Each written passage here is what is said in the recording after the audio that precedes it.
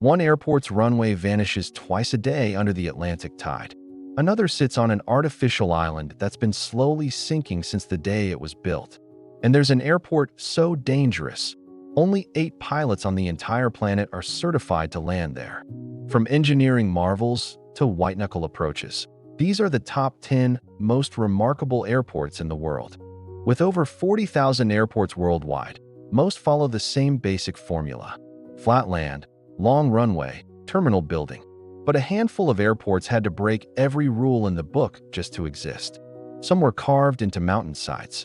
Others were built on reclaimed ocean. And a few present approaches so challenging that even veteran pilots consider them career-defining. What you're about to see isn't a list of the most luxurious or efficient airports. This is a countdown of the airports that push the boundaries of what aviation can achieve.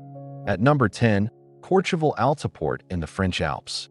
With a runway gradient of 18.6%, this is one of the steepest commercial runways on Earth. To put that in perspective, most airport runways are essentially flat. Courchevel's goes uphill. The runway is just 537 meters long. That's less than a third of a standard commercial runway. And it sits at an elevation of 2,008 meters, surrounded by mountain peaks on 3 sides. There are no go-arounds here. Once you commit to landing, you're landing. Period. The approach requires pilots to fly through a narrow valley, then execute a sharp visual turn before touching down on a slope that rises to meet the aircraft. It's so dramatic that it was featured in the James Bond film Tomorrow Never Dies. Only specially trained pilots with a specific Courchevel qualification are allowed to operate here. Despite all of this, small commercial flights serve this airport year-round, ferrying travelers to one of Europe's most exclusive ski resorts. The airport handles around 12,000 aircraft movements per year, making it one of the busiest altiports in the Alps.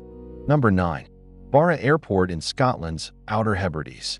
This is the only airport in the world where scheduled commercial flights land on a beach. The runway is Tré Moor, a wide tidal beach on the northern tip of the island. And twice a day, it completely disappears under the Atlantic Ocean. Flight schedules here are literally dictated by the tide tables. There are no runway lights, no asphalt, no painted markings. Just 3 wooden poles stuck in the sand marking each of the 3 runways, which are arranged in a triangle so pilots can always land into the wind. When the tide comes in, the check-in desk closes. The beach fills with seawater. Cockle pickers wade out to harvest shellfish on the same sand where a twin otter will touch down hours later. Barra handles around 1,000 flights per year and serves about 10,000 passengers, making it one of the smallest commercial airports in the UK. But what it lacks in size, it makes up for in sheer uniqueness. There is simply nothing else like it anywhere on Earth. At number 8, Gibraltar International Airport, the most geopolitically bizarre airport on the planet. Gibraltar's runway has a 4-lane highway running straight across it. Winston Churchill Avenue, the main road connecting Gibraltar to Spain, crosses the runway at ground level. For decades, every time a plane took off or landed, traffic barriers came down and cars, pedestrians, and cyclists waited on both sides while the aircraft passed. In 2023, Gibraltar finally opened a tunnel underneath the runway, diverting most vehicle traffic underground. Though the surface crossing still operates as a backup, the runway is only 1,829 meters long with sea on both ends, and strong crosswinds from the Mediterranean and the Strait of Gibraltar can make approaches genuinely challenging. Adding to the complexity, the airport straddles one of Europe's most contentious borders. Spain has disputed British sovereignty over Gibraltar for over 3 centuries, and the airport sits partly on land that was once no man's land between the 2 territories. This geopolitical tension has shaped the airport's development for decades, including Spanish restrictions on airspace that forced some approaches to curve around the territory. Around 500,000 passengers use Gibraltar Airport annually, making it a small but strategically vital gateway. Number 7. Princess Juliana International Airport in St. Maarten. If you've ever seen a viral video of a jumbo jet flying directly over beachgoers' heads, this is where it was filmed. Maho Beach sits just meters from the end of runway 10, and the approach path brings aircraft so low over the sand that you can feel the heat from the engines and practically read the writing on the fuselage. It's become one of the most photographed aviation spectacles on Earth. Tourists line up along the perimeter fence to brace themselves against the engine blast of departing jets, and local bars have turned it into a full tourist attraction, broadcasting live air traffic control radio, so you know exactly when the next plane is coming in. But beyond the spectacle, Princess Juliana serves a critical purpose. It's the main gateway to both the Dutch and French sides of this Caribbean island, handling around 1.8 million passengers per year. The runway is 2,300 meters long, just barely enough for wide-body aircraft like 747s and A340s to operate safely. In 2017, Hurricane Irma devastated the airport and terminal building. The rebuild has since been completed, with a significant new terminal expansion now underway. At number 6, Madeira Airport in Portugal. The airport that was literally built on stilts over the Atlantic Ocean. When Madeira's airport first opened in 1964, the runway was just 1,600 meters long, carved into the mountainous coastline of this volcanic island. It was so short and so dangerous that only the most experienced pilots would attempt it. After a series of incidents, including a fatal crash in 1977, the Portuguese government decided the runway had to be extended. But there was a problem. There was no more land. So they extended it over the ocean. The result is an engineering masterpiece. 180 reinforced concrete pillars, each standing up to 50 meters tall, supporting a platform that stretched the runway to 2,781 meters. It's essentially a giant bridge with a runway on top. The project was completed in the year 2000 and won multiple international civil engineering awards. Today, the airport handles over 4 million passengers annually and serves as the main gateway to one of Europe's fastest-growing tourism destinations. In 2017, it was renamed Cristiano Ronaldo International Airport after Madeira's most famous son, complete with a bronze bust that became an internet sensation for its, shall we say, creative interpretation of the footballer's likeness. Number 5. Kansai International Airport in Osaka, Japan. The airport built on an artificial island that refuses to stop sinking. In 1994, Japan opened what was then the most expensive civil engineering project in modern history. A $20 billion airport constructed on a man-made island in Osaka Bay, 5 kilometers offshore. The island was created by dumping 21 million cubic meters of landfill into the sea, and the terminal was designed by legendary Italian architect Renzo Piano with a roof shaped like an airplane wing. But almost immediately, engineers noticed a problem. The island was sinking, and not slowly. In the early years, it settled between 30 and 50 centimeters per year, far faster than anyone had predicted. The seabed clay beneath the island was compressing under the enormous weight. Today, parts of the island sit between 6 and 13 meters below their original elevation. To combat this, Kansai uses adjustable hydraulic columns throughout the terminal building, allowing the structure to be releveled as the ground sinks. It's essentially an airport on jacks.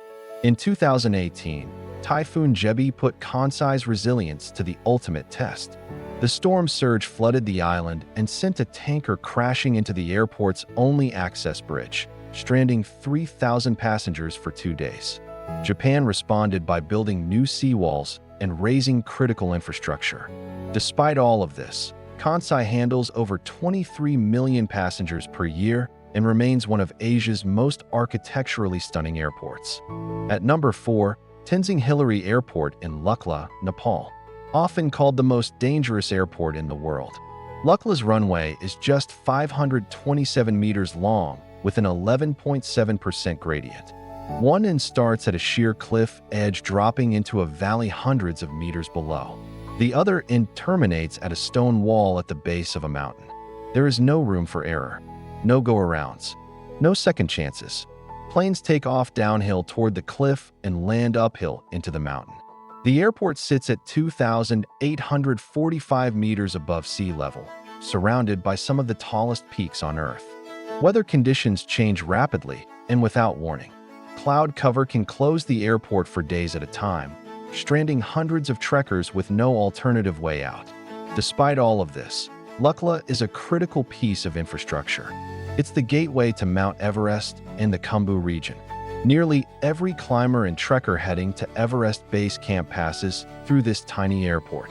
The facility owes its existence to Sir Edmund Hillary, who personally purchased the land from the local Sherpa community for $2,650 in 1964.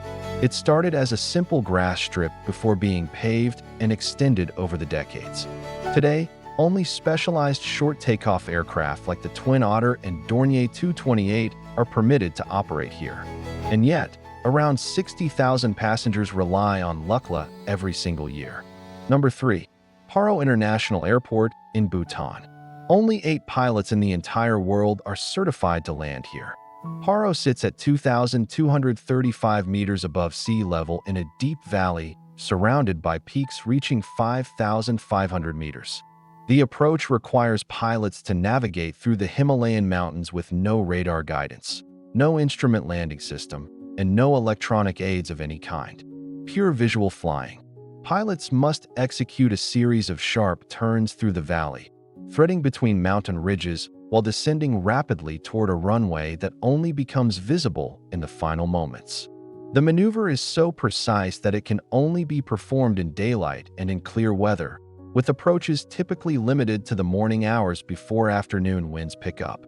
The runway is 2,265 meters long, which sounds adequate on paper until you factor in the elevation, the surrounding terrain, and the fact that a missed approach means navigating back through those same mountain passes with almost no margin for error. Druk Air, Bhutan's national airline, maintains the select group of pilots who can operate here. The certification process is one of the most rigorous in all of commercial aviation. Each pilot requires extensive mountain flying experience and must complete multiple supervised approaches before being cleared to fly solo into Paro. This extreme selectivity exists because Bhutan's geography offers no alternative. Paro is the only international airport in the entire country. If you want to fly into Bhutan, this is the only way in. At number 2, Hamad International Airport in Doha, Qatar. After 8 airports that challenge pilots and defy engineering norms, Hamad represents a completely different kind of remarkable. This is the airport that redefined what the passenger experience can be. Hamad opened in 2014 with a price tag of $16 billion, and every single dollar is visible.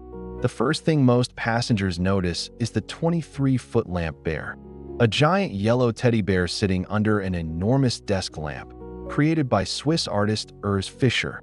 It's become one of the most photographed sculptures in any airport on Earth.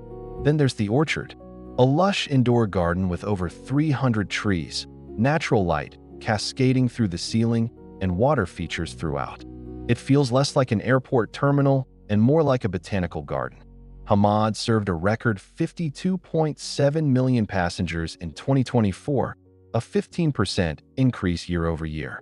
It was named the world's best airport by Skytrax in 2024, and its shopping and lounge facilities are consistently rated among the finest in all of aviation. The Doha Metro's Red Line connects to central Doha in about 30 minutes for roughly $1. Possibly the cheapest airport transfer for a facility of this caliber anywhere in the world. What makes Hamad truly remarkable is the ambition. Qatar took a stretch of empty desert and built what many consider the greatest airport terminal ever constructed. In a list full of airports that had to overcome impossible geography, Hamad proves that an airport can be remarkable through sheer force of vision.